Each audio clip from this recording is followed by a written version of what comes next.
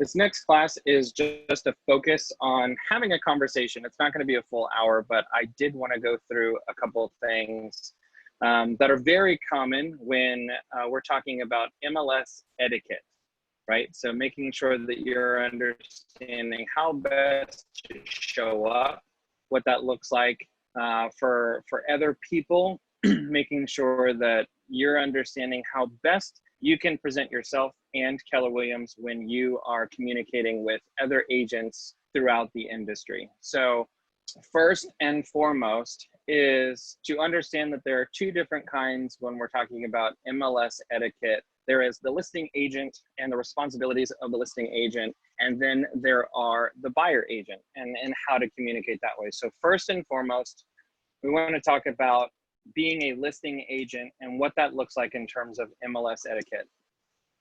Now, I as a person want to be able to give as much information as possible to the agent on the other side so that they can do their job correctly, okay? And so what does that look like? Well, that looks like in the realtor remarks that you have information that's there, that it's ready, that people have exactly what they need. And that includes having who the title company is, right? So if your seller wants to identify who the closing company is going to be and pay the owner policy and the other things that are like that, then go ahead and have the title company that you intend to use in the realtor information section of the MLS. So we want to do that. How should they be submitting an offer? Do they send the offer to you, to your email? Do they send it to someone else on your team? Having the information right there that's letting them know what your expectations are. Do you expect them to provide a pre-approval letter or proof of funds? Well, then having in the realtor information, please also provide proof of funds or pre-approval letter attached with the offer when submitting the offer. Title company is Tampa Bay Title, and the information that they need, the address for Tampa Bay Title, your closer, the contact that's there, what's their email, what's their phone number, so that they can have that information readily available. Now, someone on the contract, if you actually look at the contract, there is nowhere on the contract that actually mentions where the title company is supposed to be. The title company matters, but the only thing that is on the contract on page 1 talks about the escrow officer, right? The company that is going to hold the earnest money deposit. Now, that can be the same company as the title company, and oftentimes will be, but sometimes buyers have maybe a relationship with a certain title company, and so that's where they want to hold escrow. Or maybe they already have put money in escrow and it's already sitting in that bank account prior to even making an offer, right? So really giving as much information as possible, where you're expecting the offer to come from, where they can send it to, who's going to be the title company, what's the contact information for the title company. If you're expecting a pre-approval or proof of funds, go ahead and let them know what that looks like. And so there's also the attachment section of the MLS. So if you know that it's a lead-based paint, if it's a home built before 1978, go ahead and have the lead-based paint disclosure attached to the MLS and signed by the seller. That way you can give that information out. If you have the seller's property disclosure, go ahead and attach that to the actual MLS so that people have that information readily available. If there's any other information, maybe it's homeowners association information, you can go ahead and put that information in the attachment section. Any and all of those disclosures, any and all of your instructions, any and all of those things can be attached to the MLS, because as an agent who's busy, I don't want someone to call me and then be asking, hey, I didn't see the lead-based paint disclosure, can you send that over? Hey, do you have a seller's property disclosure readily available? I want them to already have that information so that they don't have to call me on something that I could have done to make their life a little bit better, right? What about showing instructions? So on the MLS, again, MLS etiquette, try to give the person on the other side any and all information that's going to help them do their job is really important that you're going to go ahead and do that on the front end, because it's going to allow them to be independent and to gather the information, right? Now, on to the buy side. So as a buyer's agent, one of the things that can be really helpful is to make sure that you are using showing time, or you're following whatever the instructions are that the real estate agent said, the listing agent said, right? So if the listing agent says, please use showing time for all appointments, don't call the agent to ask if you can go and actually show the property. Use showing time, that's what they ask for. If the agent asks for 24-hour notice, you might want to, in that regard, send a text message and paint the picture, right? Hey, I know that it says 24-hour notice. I know it's a long shot. I wanted to check in and see, is it possible for us to be able to show this afternoon? I've got clients, they're in town for only a set period of time, whatever it works for you, right? But paint the picture of why you're asking for something different than the 24-hour notice, right? Another thing, you will see some agents that say, please submit all offers on an as-is contract. You'll see that in the realtor information. Technically, the agent has to submit all offers to the seller and present all offers to the seller, whether that's on an as-is contract or not. With that being said, you also have to understand that more often than not, that is actually the listing agent's request. That's not the seller's request. The seller probably wasn't even told the difference between an as-is contract and the standard contract. So just be mindful of that if you are going to be a listing agent. I would rather you not put what type of contract you want them to put it on, because they can do whatever they want to do, right? So we're giving them information. We want them to have as much of the resources on the front end as possible. On the buy side, we're going to actually follow the showing instructions as they're telling us to do. Now, let's say that you look at the home. Well, after you look at the home, then there's the conversation of doing feedback. So if you've scheduled a showing on showing time, then you're going to get a request a couple hours later, and it's going to ask you for feedback. Please give the listing agent feedback. If your client is not interested, and you can either do it in that showing request format, or you can do it by just sending a quick text. Hey, Michael, thanks so much for letting us see the property. Beautiful home. Clients aren't really interested. They're going to pass. And here's why, just so that they have feedback. As a listing agent, it is so powerful for me to be able to take that message and send that message to my sellers so that they are seeing feedback and it's not coming from me. I've screenshotted it from, the other agent, and I've been able to provide that feedback over to my seller. In addition to, if your intention is to submit an offer, go ahead and call the agent to let them know that your intention is to submit an offer. Hey, Michael, saw the property, everything looks great.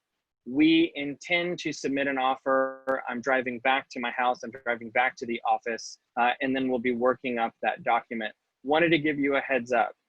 And the reason why this is so important is because as a listing agent, maybe I received an offer yesterday. And so we're submitting that offer to the seller. We're presenting it to the seller, answering any questions that they may have. And knowing that there's another offer that's coming soon, well, if we have until tomorrow to make a decision, or if we have until tonight to make a decision, then we really want to be able to make sure that we're considering all of the offers that are coming in, right? So the idea here is that you are a partnership. I know that some people like to pretend like buyer's agents and seller agents that we're supposed to be working against each other, that we're the enemy. We're not. We really are wanting to move through as quickly as possible, and we all want to make it to the closing table. So having that conversation and building those expectations can be really important. In addition to using showing time and giving the feedback, also letting the agent know when you plan on submitting the offer. Then once you have sent over the offer, probably via email, is to send a text message just letting them know, yeah, again, hey, Michael, I submitted the offer. I sent it to your email. Please confirm receipt. And I don't know about you, but my phone doesn't update all the time in real time when an email comes in. It usually updates every 15 minutes or so, or sometimes I just don't even see it. I get so many emails that come through, I might not actually be looking out for that email.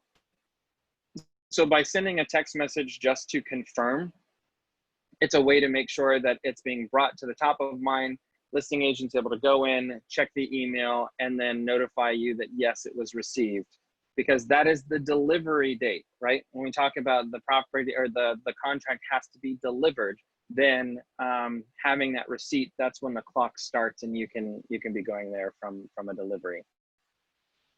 What other things can you think of that would be a part of the etiquette on the MLS that maybe we don't see all the time, or that you have questions around what to do in certain situations that maybe I have or have not been talking about here during this time? Go ahead and put that in the chat box for me, or raise your hand if you'd like to talk. I'd love to hear feedback from you or questions that you might have around this process. And you might also have feedback, something that I haven't covered that you think is very important. So either in the chat box or raise your hand. Would love to chat with whomever.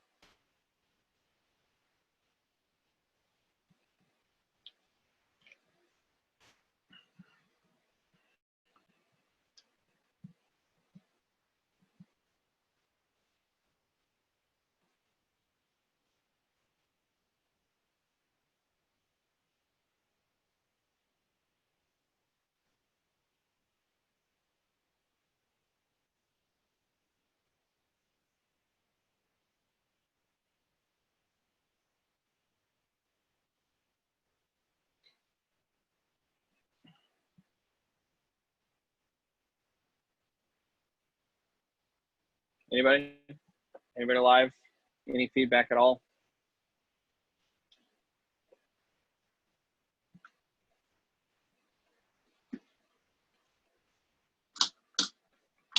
Or is this just all new information and so you're just trying to take it in? Oh, good. I got something in the chat box.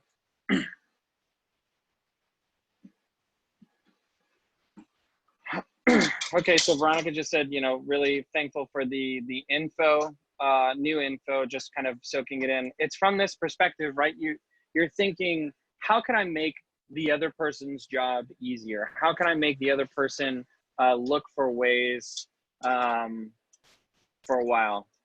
Sherry said that she lost me for a while, so she didn't know if you covered this, but seller's agent should have the condo docs, budget, etc. when taking a listing. It seems they always have to hunt it down. Great point, Sherry. Actually, as an agent, as the listing agent, it is not our job to provide the condo docs, right? So we want to make sure that we're putting them in contact with the condominium association, the management company, so that they can get in contact with them and they can get the information as quickly as possible. To your point, yeah, you need to know who to contact. Who is the president of the condominium association, or who is the person that they can get the updated information? The reason why I say that is because from a liability, I don't necessarily want to give condo docs that might be old or outdated, because then I become liable. So again, we want to be the source of the source. We want to connect them with the company and get it all squared away on what's necessary. But you're absolutely right. Having the conversation on the front end, hey, do you know how much you're paying for your condominium dues monthly or quarterly? Have you heard of anything in terms of an assessment that's coming down the pike that we should be aware of? It's having those types of conversations on the front end where sometimes people don't even know who the management company is or how to get in contact. So that part's absolutely true. What can you do to really get things squared away, right? And that's where we have those conversations. That's where we have the information attached to the MLS to be able to answer those questions, to have the instructions and the realtor information, and then of course to have conversations. Do know that not everybody's going to use DocuSign. So don't necessarily think by just sending an invite to .loop or DocuSign or whichever system you're going to use, more often than not, you're actually going to download the document as a PDF, and then that's going to be attached to an email for someone to go through. Now, if they're an agent with Keller Williams, and you can also do this, you can ask them, hi, we use DocuSign. Would you prefer for me to send you a PDF version of the contract, or would you like for me to invite you into the room so that you and your sellers can just sign it right there? Again, it's a way of having conversation, and it's about the customer experience. Well, it's not just about the customer experience, it's about the business to business experience. If I'm making that person a raving fan of working with me, how easy of a process can it be? Or could I potentially have a little bit of a leeway with someone, right?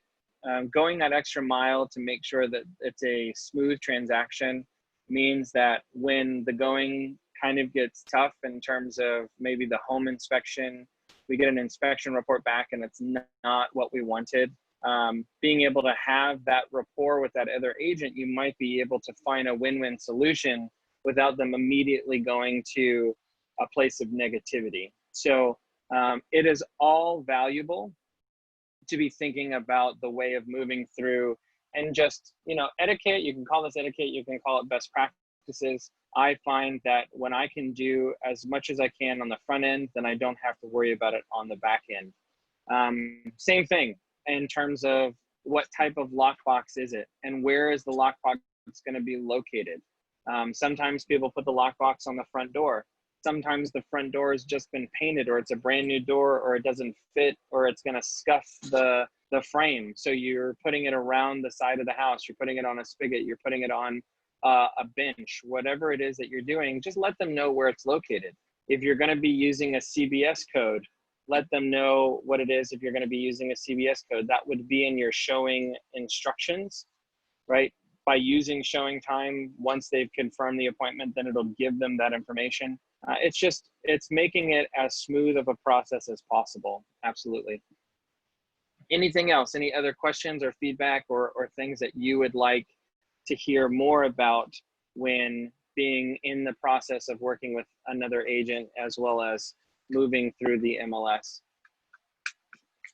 While you're typing that in, I do want to also let you know, when you are looking at the MLS and you're going to print out, what you are seeing is you're seeing the agent synopsis or the broker synopsis. And so agent synopsis or broker synopsis includes that realtor information. It includes how much you're going to be compensated. It includes all of those things.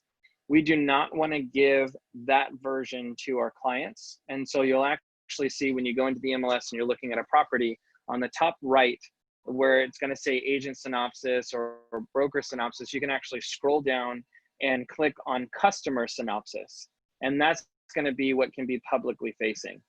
People will also print these out when they're doing an open house, and they'll have them readily available for people to just take that form, and it kind of gives them all those specifics of square footage and the year that the home was built, taxes, all that information is going to be pulled. And so you just want to make sure that it is the customer synopsis and not the broker synopsis that has your commission as well as realtor only information, right? Okay, anything else that you want to put in the chat box that can be helpful? I know it's not going to be a long class. I just felt like it was very important that we have this conversation around MLS etiquette, and just to kind of give you a framework of best practices on how to navigate and make sure that people are doing well.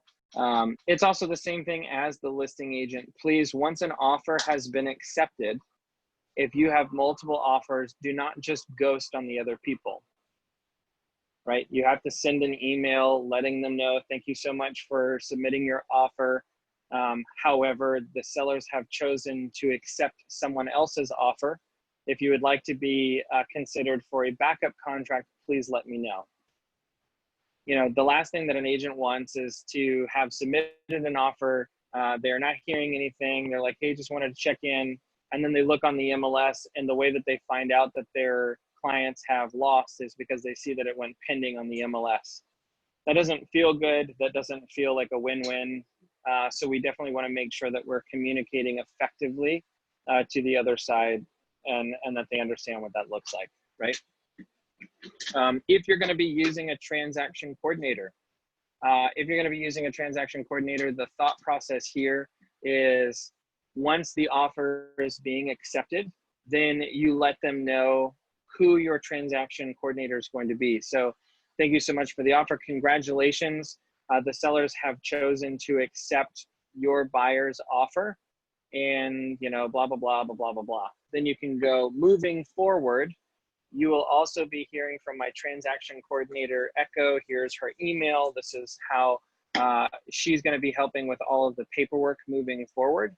If you have any questions or anything, she will be sending out critical dates here within the next 24 hours. But you will be, and should, if you could, please CC her on any and all correspondence that you have with me as well. I'd greatly appreciate it. Again, I'm setting expectations of who they're going to be connecting with, how they should be connecting or communicating, as well as what they can be doing to create a smooth transaction for themselves, their clients, my clients, and for me, right? So it's definitely helpful for you to do this. And I do think that that's very important. One of the things that I can think of is my information on the MLS is old, and they don't allow me to just change it over the phone or online.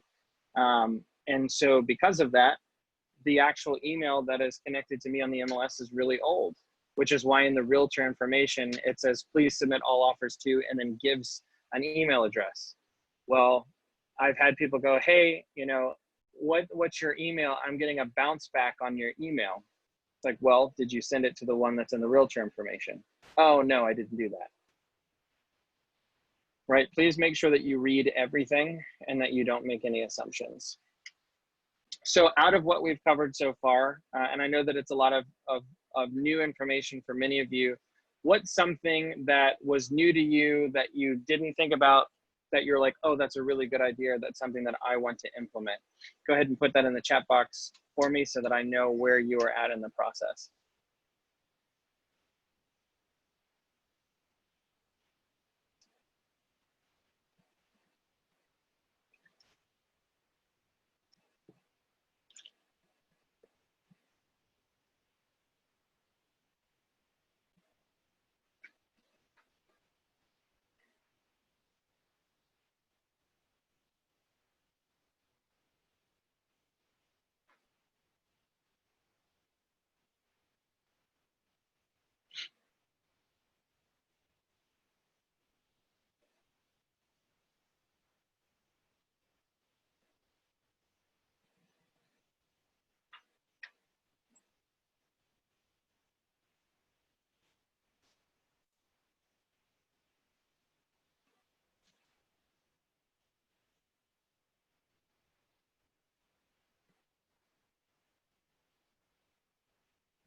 Okay, so Kelly said that she really liked the idea that you can forward showing time feedback to the client so that you don't have to be the one giving the advice directly. Yep.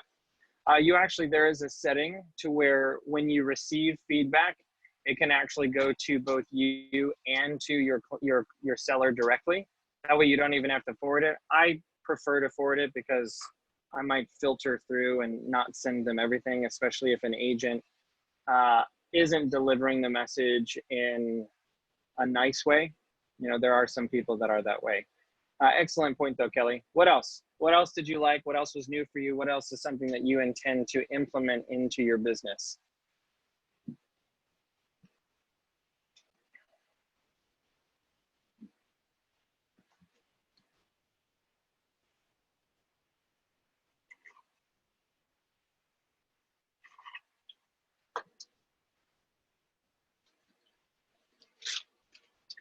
Okay, and so as you're filling that out, I do want to let you know that starting next week, next Thursday, we are doing objection handlers. So we're going to be looking at the 40 most common objection handlers. We're actually going to divide it out to part 1 and part 2. So it's actually going to be 2 Thursdays in a row. We're going to do the first 20 next Thursday, and then we're going to do the second 20 the Thursday after that. I will need all of you to be in a place where you can communicate and you can actually be heard. Of course, we would love to see you. That's not a requirement.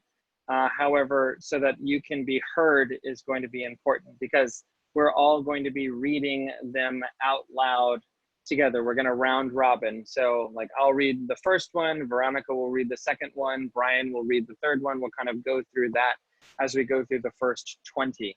So those will be available for you. I will have them available. And as promised to those of you that were in Ignite this morning, I am going to be sending the link to you of the listing presentation that I did a couple weeks ago. That way that you're going to have that as well. Kelly said, I'm thinking in terms of what do I need as a buyer's rep that I can include as a seller's rep. And to include that, by the way, I have a house under contract. Awesome job, Kelly. Very proud of you. I know that that's exciting. And so this is the perfect example of, as you're going through this, you know, look, what is the agent providing? What didn't they provide? Sometimes you're going to learn from the good. Sometimes you're going to learn from the not so good. You might find that, you know, there are some things that were really tricky, or you wish that you had the contact information for, or you wish that you had that already available, and then do that moving forward as the listing agent so that you can be providing that experience. Excellent point, Kelly. Okay, it is 12:30, so we're gonna go ahead and sign off for the day. Make sure that you are joining me tomorrow morning at 8:30. We have another episode of Reedy in Red. Then of course at 9 a.m. We're going to have the last Ignite for the week, since it is Friday. Please make sure that you're still going after your 10 contacts for the day, that you're adding those 10 people into your database, that you're writing your 10 thank you cards, and that you're previewing 10 properties on the MLS. We're gonna have a conversation tomorrow, so consider it a little bit of homework about what we're talking about today. Just look at 10 properties between now and tomorrow, and I want you to look how many of them have detailed instructions in the realtor info, how many of them have the documents attached to the showing. And so when we talk tomorrow morning at 9 a.m., I want to know if it's 10 out of 10, if it's 4 out of 10, if it's 1 out of 10, how many of the properties that you looked at had the information that you feel was a very thorough listing as opposed to some of the other ones. All right, if you have any questions, please feel free to reach out to me. If not, I'll see you in the morning. Take care, everybody.